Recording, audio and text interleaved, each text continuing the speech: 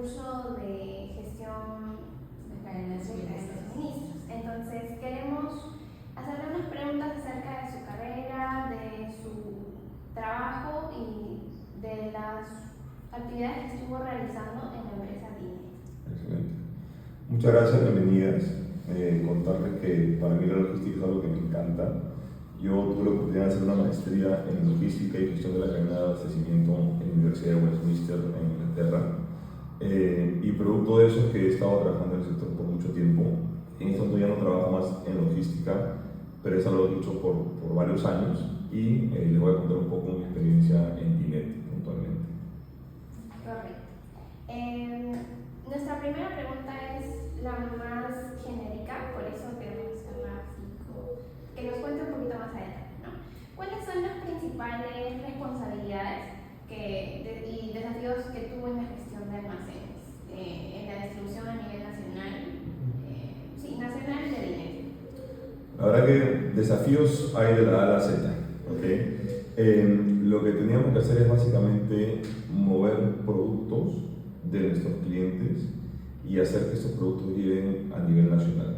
Para eso teníamos almacenes en todas las provincias prácticamente, principalmente en la costa, y los productos se entregaban, digamos, a los almacenes centrales, muchos de ellos en Lima, algunos despachaban directamente a provincia, pero había que hacer un trabajo de poder calcular la capacidad de los almacenes y la capacidad del transporte. ¿Okay? Enviamos, por ejemplo, camiones de 30 toneladas, pero esos camiones tienen un peso y un volumen. ¿Qué pasa si es que tú llegas con esos camiones y el almacén está lleno? No hay sitio, no vas a dejar los productos en la calle, ¿no? Entonces, nuestro objetivo era tener los almacenes a su máximo punto sin tener que sobrepasarlos ni que estén vacíos. Pensemos que un almacén es como un hotel que tiene habitaciones y cada posición es una habitación. Entonces tú quieres tener el hotel lleno, pero no puedes sobrevenderlo, no puedes tener más gente de la que tiene capacidad en el hotel. Entonces, cuando tú trabajas con almacenes y sobre todo a nivel nacional, que es mercadería que se está constantemente moviendo, tienes que tener definitivamente el soporte de software, que fue lo que implementamos en el tiempo, para poder saber exactamente cómo está la capacidad de los almacenes. Y sobre eso, varias estadísticas que les puedo contar más adelante, según cómo vayan viendo las preguntas, porque podría hablar de horas del tema. Sí, porque justo te adelantaste la pregunta que queríamos realizar, que era sobre los criterios que utilizaban para poder designar la ubicación de cada área de los diferentes tipos de mercancías que llegan al almacén. Mira, lo primero que hicimos para evitar errores y para poder cargar todo un sistema es medir y pesar cada uno de los ítems que teníamos en el almacén, que eran más de 10.000 ítems y que constantemente iban cambiando. Te pongo el ejemplo. Un cliente Procter & Gamble, ¿okay? Que tiene champús. Venían los pallets, es un pallet, ¿no? Es una madera en la cual están, digamos, configuradas de cierta posición las cajas. Ese pallet tiene un peso, un volumen, ¿no? Tiene una altura, un ancho y un largo. Entonces teníamos que medir el pallet, teníamos que medir la caja y teníamos que medir la unidad, ¿ok? Y cada uno de esos tiene una referencia que se llama un SKU, es decir, las condiciones específicas de ese producto, que se traduce pues en un código de barras. Entonces, ¿qué pasa si nosotros pensábamos que una caja de champú Procter & Gamble medía 1 metro por 1 metro por 1 metro, pero medía 50 por 50 por 50?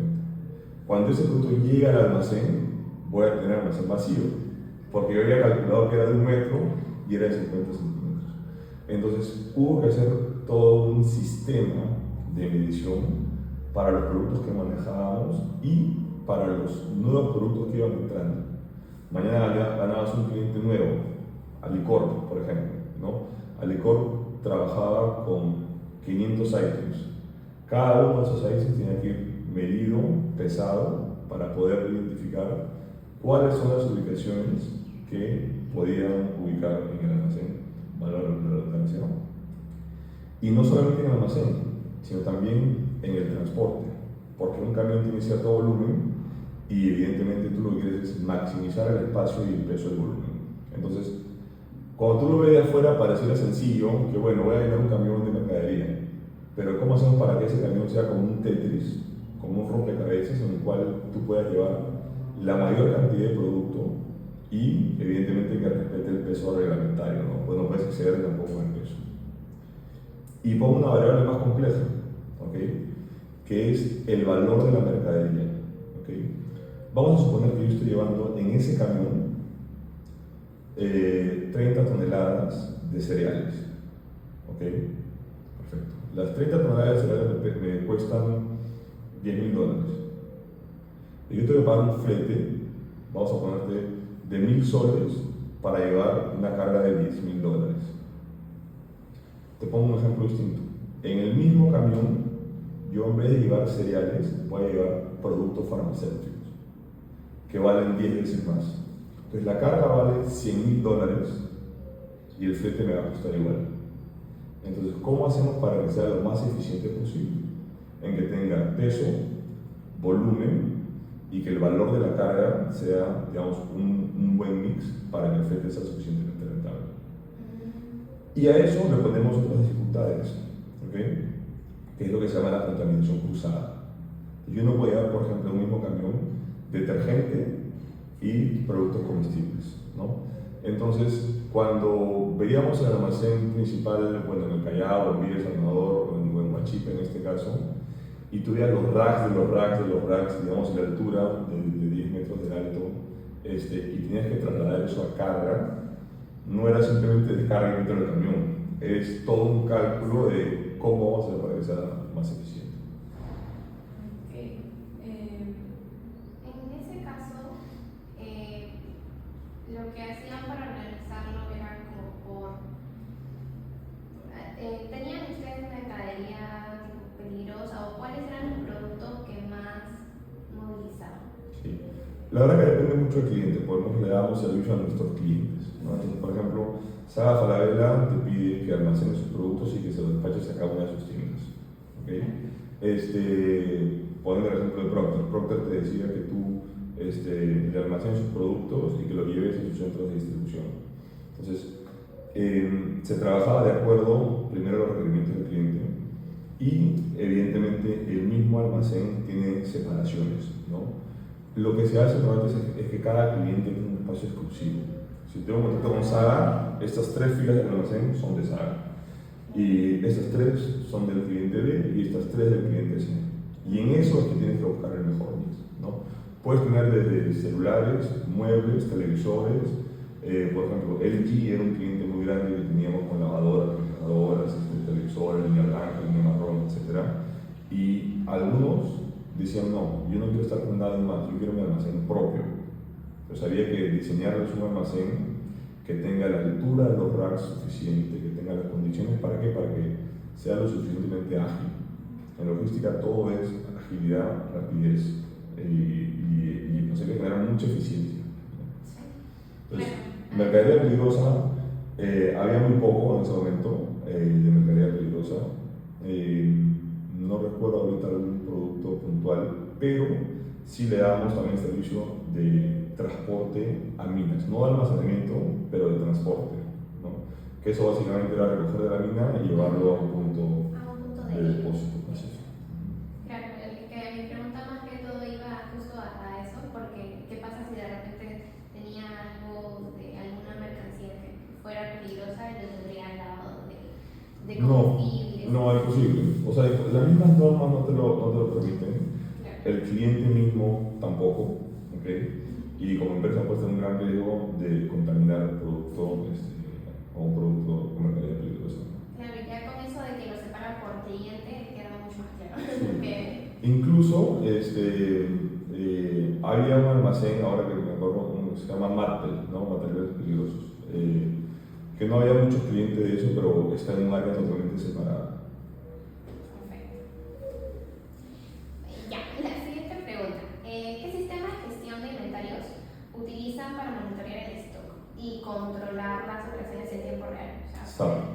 El SAP, ok. El SAP tiene distintos módulos. Tú puedes comprar el SAP y no pienses que el SAP lo compras y tienes todo.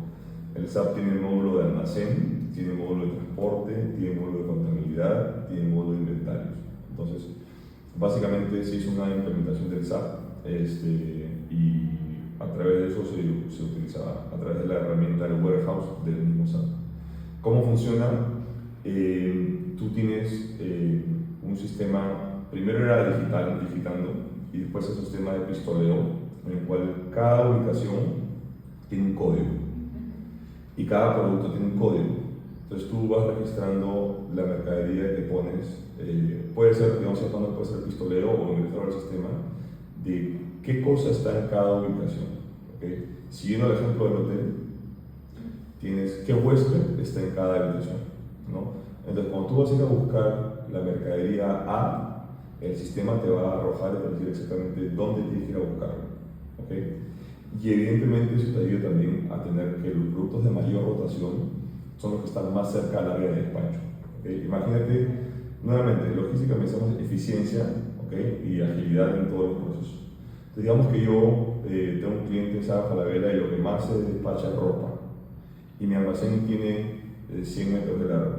Imagínate que yo tuve la ropa al fondo y cada vez que voy a sacar ropa tengo que ir con el montacargas hasta el fondo, elevarme hasta el último nivel, sacar la ropa, bajarla y sacarla. Evidentemente es carísimo, ¿no? Entonces, en base a la misma rotación de productos, es que el almacén tiene que estar previamente diseñado, ¿no? Si la ropa sale todos los días, tiene que estar en el primer rack, lo más cerca de la zona de despacho posible, ¿no? Entonces, ¿También sería un criterio para la organización del que nos hablamos? esa información la descargábamos del SAP y veíamos evidentemente cuáles son los ítems de mayor rotación y en base a eso es que también trabajamos las ubicaciones, ¿no? Es un poco lo que te da el sistema, ¿no? Ese soporte de Big Data. Se trabaja mucho con Big Data, es decir, toda la información de todo lo que se mueve, cómo se mueve, cuándo se mueve, incluso por épocas, ¿no? Ahorita estamos en los primeros días de diciembre. Debemos haber pasado el pico de ocupabilidad de los almacenes porque octubre, noviembre e inicio de diciembre es cuando más se pide y desde ahora empieza a bajar. ¿Por qué? Porque se empieza ya a despachar las tiendas, ¿no? Digamos, si es que el pico navideño es después de la quincena de diciembre, los almacenes tienen como un mes antes. Te pongo un ejemplo, panetones. Ya los almacenes están casi vacíos de panetones porque ya los despachan, están despachando, ¿no? Pero bueno, después de la pregunta, SAP. Ok. ¿Usted considera que se hizo una mejora muy grande a partir de esa implementación? Definitivamente. O sea, es obvia la respuesta, pero ¿cuál consideraría que sería Las ventajas que obtuvieron al utilizar el SAP. Trazabilidad. Cambio con trazabilidad. Saber qué producto se despachó, cuándo, en qué momento, ¿no? Ubicación de los productos para generar eficiencia en el despacho. Genera eficiencia también en el uso de las ubicaciones, o sea, en los volúmenes. Oye, siguiendo el ejemplo de Saga, ¿no? Oye, quiero hacer una importación que son 10 contenedores, no tengo espacio. ¿Entiendes? O sea, automáticamente tú puedes saber cuánto espacio tienes disponible en tiempo real. Y los mismos almacenes tienen sensores inteligentes que te indican dónde están, o sea, qué racks están libres. Porque tú cuando vas con un montacargas, tienes una programación de despacho. No es que el montacarguista agarre y dice, bueno, voy a sacar ropa, televisores y zapatos. Y dice, bueno, me voy a los televisores, después me voy a los zapatos. No. Con el sistema de warehouse te dice dónde vas primero, dónde vas segundo, dónde vas tercero y en qué posición. Entonces hace que esa gestión sea mucho más eficiente. Otro punto bien importante que nos dio la implementación del SAP es el control de inventarios. Son almacenes tan grandes que rotan tanto de mercadería que tú tienes faltantes, ¿okay? Tienes error de despacho, error de recepción, por más que se haga que existan controles, ¿no? Entonces hay que hacer un corte en un día, digamos, de poco movimiento y hay que inventariar prácticamente todo el almacén. Antes había que meter al equipo de contabilidad el domingo de las 10 de la noche a las 3 de la mañana para que cuenten por el almacén. y ahora evidentemente con el SAP funcionar es mucho más rápido, ¿no? Y lo que se hace son muestreos aleatorios, ¿no? Digamos, todos los días se hacen muestreos aleatorios. Dice, oye, ¿qué es un inventario? Listo. Y te bota 10 líneas, por ejemplo, ¿no? 10 líneas físicas. A ver qué cosa hay aquí, qué cosa hay aquí, qué cosa hay aquí, y eso tiene que estar. ¿Por qué? Porque si no, el cliente mismo dice, oye, yo quiero ver que mi mercadería esté bien, esté completa. Llega y dice, yo tenía 100 televisores y hay 80. ¿Dónde están los 20? Por eso cuando hay la trazabilidad, no sé, se me perdieron, los despaché mal, no recibí. Anda a buscar ese atrás que pasó con los 20 televisores. Claro, en cambio ya con el sistema uno ya ve, estos fueron enviados a tal día por tal Exactamente. mucho más rápido. Siguiendo el tema de los inventarios, en este caso, sus clientes les pedían utilizar un cierto método, porque Algunos, como son diferentes. es parte de la oferta de valor, ¿no? O sea, yo cuando voy a un cliente digo, mira, yo tengo este y este sistema que te garantizo que tu mercadería va a estar completa, bien cuidada y que tengo la trazabilidad suficiente. Los clientes mismos tienen en su sistema lo que tienen, ¿no? O sea, vamos a poner el caso del LG. El LG tiene en su sistema que tiene un stock de 100 televisores y eso tiene que calzar con tu stock, ¿no? Entonces, dice, el LG te manda diario, oye, yo te paso mi stock, ¿no? Entonces, ¿qué pasa si en el sistema del LG sale que hay 100 televisores y en tu sistema que hay 80? ¿No? Entonces, básicamente, los clientes lo que te exigían es poder dar un nivel de reporte con suficiente exactitud para que ellos estén tranquilos que su mercadería está bien cubierta. Y hay un tema contractual, evidentemente, ¿no? O sea, tú al tener la mercadería del cliente, eres responsable bajo todo lo que esté bajo tu cargo, custodia y control.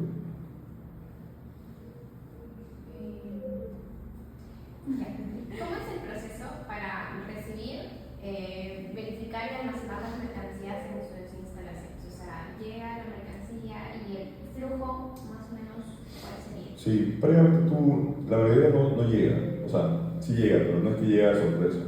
Claro. Tú sabes que va a llegar y tienes una programación de recepción. Normalmente hay horarios de recepción y horarios de despacho, ¿no? Porque el mercado se mueve así. El mercado realmente hay mucho tema de recepción, depende del giro, ¿no? Para que el ejemplo sea más fácil, voy a hablarte de consumo masivo. El consumo masivo se prepara la carga durante la noche y se despacha temprano en la mañana. O sea, a partir de las 4 de la mañana, 5 de la mañana, a las 7 de la mañana está saliendo el último camión, más o menos. ¿Por qué? Porque van a los mercados, van a distribuir, o sea, el cliente quiere su producto en el mercado cuando la gente llega a comprar, ¿no? Entonces, toda la noche vas cargando, vas a hacer programación de carga y vas despachando. A partir de las 9, 10 de la mañana es que entran, hablando de consumo masivo, ¿no? Para que el ejemplo sea más a esa hora ingresan a la mercadería, ordenan el almacén, vas ubicando, etcétera, etcétera. Y al final del día llega tu programación de lo que tienes que despachar el día siguiente.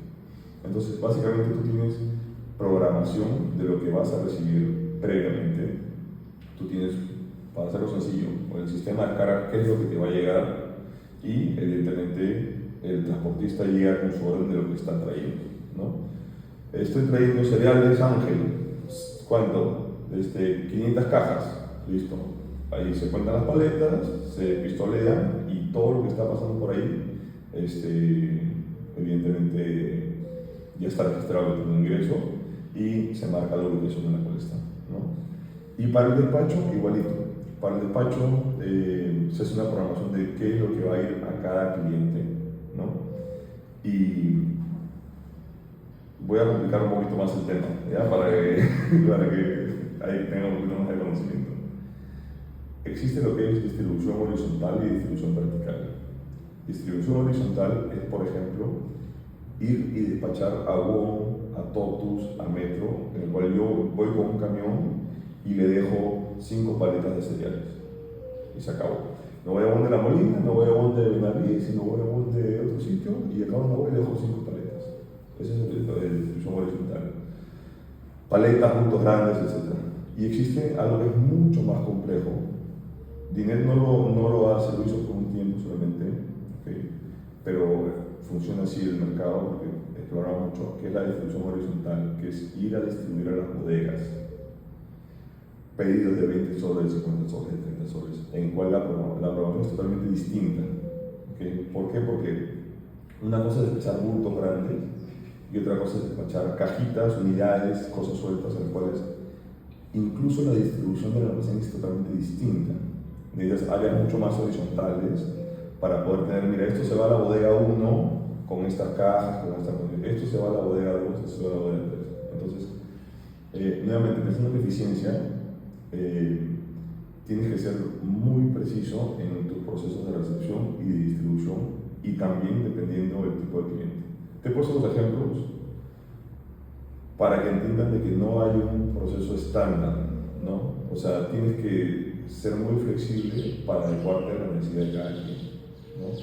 Tenemos un cliente que era, por ejemplo, un cliente de llantas grandes para equipos mineros, ¿no? Es una distribución totalmente distinta, ¿no? Tú sabes que de aquí al jueves, estamos lunes, y en 4 días o 5 días vas a tener que llevar llantas a Huaraz.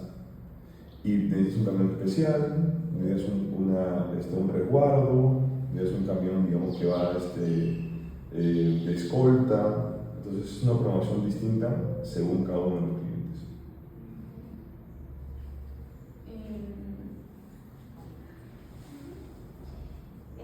¿Cómo gestionan el flujo de entrada y de salida de las mercancías para evitar lo que son los cuellos de botella? O sea, ¿qué pasa o cuál es la solución que planteaban que tiene que ser obviamente rápida si hay un sobrestock? Ok, más que sobre stock, hay mucho de planificación. Y hay dos cosas ahí. Primero, el diseño del almacén, ¿okay? Y el tipo de cliente. ¿Okay? Hay almacenes que están diseñados para clientes, digamos, de volúmenes grandes y almacenes que están diseñados para clientes de volúmenes chicos. Entonces, si tú mezclas a dos clientes en un tipo de almacén, vas a ser ineficiente. ¿Okay? Volviendo al ejemplo que le dije hace un ratito, en el caso de la distribución para WOM, Metro y Totus y a la bodeguita. ¿Okay? En uno puedes tener, por ejemplo, racks altos porque sacas solamente 9 paletas solamente, ¿no? Y en el otro mueves items. Entonces, para generar eficiencia, primero tienes que contar con un diseño de almacén eficiente según el tipo de producto y mercadería que estás teniendo. ¿Okay? 2, evidentemente un buen sistema de soporte, un buen patio de maniobras. ¿Por qué? Porque entran camiones de 30 toneladas y tiene que ser un movimiento ágil. Incluso el ideal es, por ejemplo, un almacén en el cual toda la mercadería entra por un lado y sale por otro lado. O sea, hay un lugar solamente de despacho y un lugar solo de recepción y otro lugar solo de despacho. ¿Okay? Cuando no se tiene esa posibilidad, se trabaja muchas veces en que el almacén se divide en dos, toda esta parte es despacho y toda esta parte es recepción, ¿no? Entonces, ¿cómo evitábamos los cuellos de botella? Básicamente con planificación, porque el almacén que teníamos en ese momento no era un almacén, digamos, tan moderno, por llamarlo así. Y cuando se juntaban dos tipos de clientes distintos, había evidentemente mucha congestión. Para eso, programación de recepción, los pedidos, es decir, los despachos del día siguiente tenían que ser programados como máximo hasta las 5 de la tarde. ¿Por qué?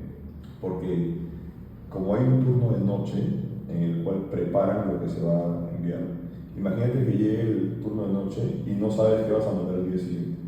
Tienes al personal parado, mirando el techo, esperando qué cosa necesitas. Entonces, desde la parte comercial que tienes acuerdos con el cliente, tienes que indicar que los horarios son estos.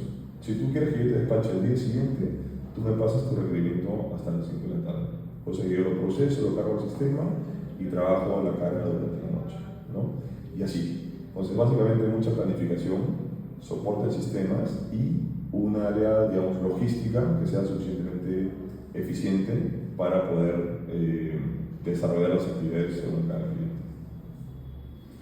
Tanto así que nosotros lo que hacíamos muchas veces era Si había un cliente nuevo que necesitaba el servicio, alquilábamos un espacio, poníamos los racks, poníamos todas las condiciones específicas para ese cliente, pero evidentemente tiene que ser un contrato pues, mínimo de 5 años, ¿no? Porque hay una inversión que hacer en el almacén, un diseño casi ad hoc para ese cliente y evidentemente garantizar que vamos a tener pues, por lo menos 5 años para recuperar los márgenes de inversión. Claro, a eso iba más o menos mi consulta, porque si de repente llega un cliente nuevo y no estaban totalmente preparados para toda la mercadería que iban a transportar, ¿qué iban a hacer en ese momento? Claro, porque puede llegar a ser muy ineficiente. O sea, si tú aceptas un cliente para el cual no estás preparado, lo más probable es que tus costos sean superiores a los de otro competidor, o que empieces la operación y te des cuenta que los márgenes no te dan para poder atender a ese cliente. Tanto así, que en una época los grandes competidores de los almacenes no eran necesariamente el más desarrollado, el que tiene más tecnología, el que tiene mejores estándares, sino el que estaba más cerca al cliente. ¿Por qué? Porque nosotros necesitamos, mira, me paso el pedido hasta las 5 de la tarde y yo te lo despacho el día siguiente. En un almacén cerca a donde necesitaba el cliente, llamaba, oye, quiero 10 cajas de cereal. Listo, te las mando un ratito con una, voy a exagerar, con una mototaxi, ¿no? Entonces, es mucho de eso, ¿no? Ver bien cuál es el perfil de cliente que quieres atender y saber que tienes la infraestructura para ese tipo de cliente. No puedes ser el más eficiente atendiendo a todos, definitivamente. Hay que prepararse totalmente. Así es. Bueno, en este caso también tiene que ver mucho con relación al personal. Entonces, mi pregunta sería, ¿cómo capacitaban al personal encargado de las operaciones de almacenamiento? Todo el personal pasaba por un proceso de inducción y en un almacén hay distintos roles, ¿no? Hay desde el que maneja el montacargas, del que maneja, bueno, hay varios tipos de montacargas, el estándar, tridimensional, etcétera, lo cual requiere mucha capacitación. Hay desde el que maneja el transpallet, ¿no? Que básicamente como un gato pero eléctrico. Hay el que maneja las estocas, hay el que hace el despacho y el que recibe. Entonces, básicamente, cada uno tiene un tipo de capacitación. No es solamente el ingresar, es capacitación constante. ¿Okay? Y la verdad que hay mucho que aprender de los trabajadores también. Los turnos de supervisión son muy importantes porque son quienes están, digamos, prácticamente en la cancha. ¿Okay? Y un error muy elemental de un trabajador puede causar accidentes muy graves. Te pongo ejemplos. Los racks pueden tener hasta 13 metros de altura, según el sistema de contención que tenga el almacén. Imagínate que tú vas con un montacargas rápido, porque la operación es así, rápido, entras a una esquina, golpeas la base de un rack y se cae todo con efecto dominó. Sí, lo hemos visto, de hecho, videos de casos que han pasado así. ¿En nuestra clase? Sí, entonces eso pasa. Entonces hay que poner la protección especial en las esquinas, etc. Pero así de la protección, si el operario no es suficientemente hábil, puede pasar eso. Puede pasar de que bloquean una salida de emergencia. Pasa. O sea, llega un momento que hay tanto caos, tanta rapidez en la sala de la mercadería, pueden bloquear extintores, pueden bloquear sensores de humo. En un almacén tan alto tienes sensores de humo en el techo, ¿okay? Y cuando pones la mercadería hasta el último nivel, por ejemplo, tapas la capacidad de purificar humo, o incluso los aspersores que tienen un efecto campana, que cuando sale el agua para apagar un incendio, si tienes una caja muy pegada, el aspersor va a tratar de hacer su efecto campana, pero se va a chocar con una caja y lo vas a cortar, ¿no? Entonces son capacitaciones tanto de seguridad, de infraestructura, etcétera, que es imposible hacerlo en una inducción al inicio. Entonces, por eso destaco la labor de los supervisores que están en el campo y tienen que tener todos los días prácticamente capacitación. Las charlas de 5 minutos previas se hacen todos los días. Empiezo el trabajo, 5 minutos de charla de seguridad y recién ahí se inicia. registro de incidentes y accidentes, ¿no? Entonces hay un registro de qué es lo que pasa, si hay un incidente, qué pasó, por qué pasó, etcétera, y se hace una retroalimentación al respecto. Entonces, es vital trabajar no solamente en charlas, sino en trabajar mucho en la parte psicológica de cómo cuidarte a ti como operario, cómo cuidar a tu colega operario y cómo evidenciar que si tú tienes un accidente, el más perjudicado vas a ser tú. Mucha gente, no, vaya, el problema de la empresa, el problema de la empresa no. Un accidente en el cual te puedes perder la vida, puedes perder una pierna, puedes perder una mano, o sea, hay accidentes y es complejo. Entonces, hay todo un tema del área de seguridad y salud ocupacional que tiene que estar muy pendiente de los riesgos que hay en el almacén. Almacén y transporte, ¿no?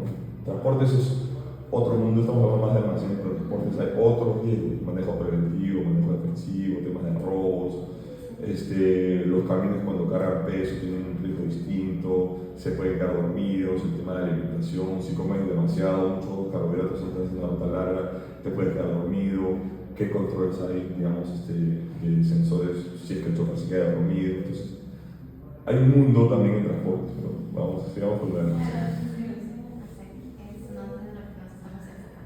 Pero ya que estábamos hablando de ese tema, ¿alguna vez en el tiempo que estuvo trabajando en DINE le tocó presenciar un siniestro, por así decirlo? Claro, por supuesto. Sí, lo que hubo fue amago de incendio, ¿ok? Básicamente, y esto es común, por un problema de trabajo de soldadura. Hay mucho trabajo metálico, ¿okay? El cual tiene que ser hecho en áreas especiales, o si se hace en las áreas de almacén, tiene que tener medidas de protección. Lo que pasó fue dos casos, ¿no? Uno, por una chispa de soldadura, y una vez que, si es que ese amago de incendio no se ataca de inmediato, ya es imparable, ¿okay? Y ahí me olvidé algo, que es la brigada contra incendio. En todos los turnos de trabajo hay brigadas contra incendio. ¿Qué significa? Son colaboradores entrenados por los bomberos y con charlas de capacitación en prevención de incendios para que tengan una primera respuesta. No van a apagar el incendio, pero sí qué hacer cuando recién el incendio empieza, ¿no? Una vez que empieza, ya simplemente hay que abandonar el local, ¿no? Pero sí tiene que haber una acción clara de respuesta inmediata. Entonces, para eso se hacían simulacros de incendio, visita a los bomberos, contacto ágil con los bomberos, saber cuál es la bomba más cercana. Los bomberos iban a los almacenes a visitar para saber bien dónde están los puntos contra el incendio, si los sensores de humo están funcionando, si la bomba contra incendio la prenden cada cierto tiempo, si el panel de control está bien, etcétera, etcétera. Entonces, es un trabajo constante de prevención, y en ese caso hubo ese llamado incendio, el equipo reaccionó de inmediato con extintores básicamente y no pasó nada.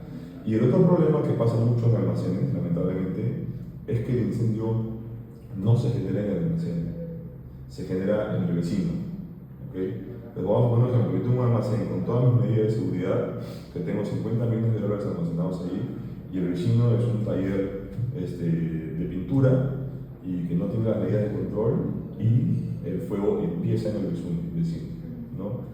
En el momento que contagia el fuego, ya yo por ejemplo no lo puedo parar, ¿no? Las únicas formas de pararlo son con sistemas contra incendio automatizados, ¿okay? ¿Por qué? La altura de los racks es muy alta como para que los bomberos puedan llegar con una manguera, la presión llega, pero la verdad que con muy poca fuerza, es de difícil acceso.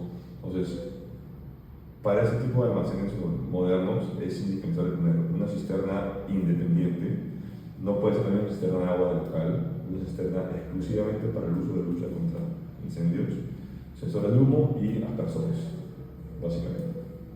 En el caso de los siniestros, como menciona, como un incendio que se llegue a dar ya sea en el almacén o por el vecino, ¿qué pasa si la mercancía de sus clientes se pierde? ¿Cómo responderían ante los clientes? ¿Qué haría el almacén? Hay dos grandes problemas, ¿no? Primero la parte comercial, porque a nadie le gusta que se genere la mercadería, ¿no? Todo lo que esté en el almacén está asegurado. Desde el clavo hasta el ítem más grande. Todo tiene que estar con seguro. Pero ahí hay un problema. Tú eres el GIN, ¿ok? Tú tienes 100 televisores para vender en campaña navideña. Y yo te los estoy almacenando al costo. ¿Ok? Si incendian los televisores, yo te voy a pagar el costo. Es decir, lo que costaban tus televisores en CIF, básicamente, ¿no? El costo es seguro y flete, ¿no? Pero tú me has dicho, ya está bien, esos televisores costaban 100, pero yo los iba a vender a 200 en campaña navideña. Y ese margen, ¿quién me lo paga? ¿No? Entonces ahí entra un tema más del acuerdo comercial que se tenga, ¿no? Normalmente los seguros funcionan a costo, no al precio de venta. Hay algunas opciones muy particulares que funcionan al precio de venta. Pero básicamente el seguro es quien tiene que responder. Y para ello también la póliza tiene que estar bien comprada, evidentemente. En teoría, entonces, en ese caso, quien más pierde viene a ser el cliente. Definitivamente. Los dos pierden, ¿no? Porque tú pierdes, o sea, el cliente pierde su venta, pierde su margen de ganancia, pierde participación de mercado, porque siguiendo el ejemplo, LG no vende, Samsung vende, ¿no? Entonces Samsung tiene una mejor participación de mercado, un mejor posicionamiento, y tú te quedas sin stock, no solamente para esta campaña, sino para lo que puede venir después también. Entonces, es sumamente crítico. Si conseguimos puntualmente nosotros una póliza que pague el precio de venta, ¿ok? No es el estándar es que pague el costo del producto. Por otro punto, también quisiéramos saber cómo manejan las situaciones de retrasos de entrega o problemas con los transportistas que pueden llegar a ver. Es lo de todos los días, ¿no? Pero te diría que eso es una responsabilidad más del cliente, ¿ok? Temas de aduana, temas básicamente de demoras en importación, temas de demoras en los envíos, etc. Pero cuando es responsabilidad de almacén, puntualmente, normalmente es o por falta de vehículos, ¿okay? Que es poco usual, en una empresa seria es poco usual porque tienes vehículos propios y tienes una flota tercerizada suficientemente grande como para poder atender a tus clientes. No es que tú tienes que hacer un despacho y vas a salir a la calle a buscar un camión, no, tú tienes ya contratos establecidos con 5, 10, 15, 20 empresas de transportes y básicamente vas programando las cargas, ¿no? Entonces, si hay temas de demoras que es raro pero las hay, básicamente hay un esquema de cumplimiento con el cliente en el contrato en el cual se ponen algunos indicadores, ¿no? Por ejemplo, exactitud de inventarios. Si tu inventario está al 100%, perfecto, no tengo ninguna penalidad. Tiempo de entrega, 24 horas desde el pedido, tiempo para recepción. Entonces, cuando ya empiezas a incumplir, empiezas a tener penalidades como el cliente, ¿no? Y evidentemente lo que se evita. Entonces, al fin de mes, en vez de pagarte los $10,000 que tienes que pagar, te paga $8,000, ¿no? Entonces vas teniendo descuentos por demoras en los indicadores, que se llaman los KPIs, ¿no? Entonces, cada cliente tiene distintos KPIs según las necesidades que tiene. Puede ser tiempo de despacho, puede ser tiempo de recepción, puede ser inventario, como te digo, puede ser disponibilidad de almacenaje, puede ser tiempo en la facturación, etcétera, etcétera. Digamos que le armamos a cada cliente algo según lo que ellos necesita. Bueno, en este caso, damos por terminada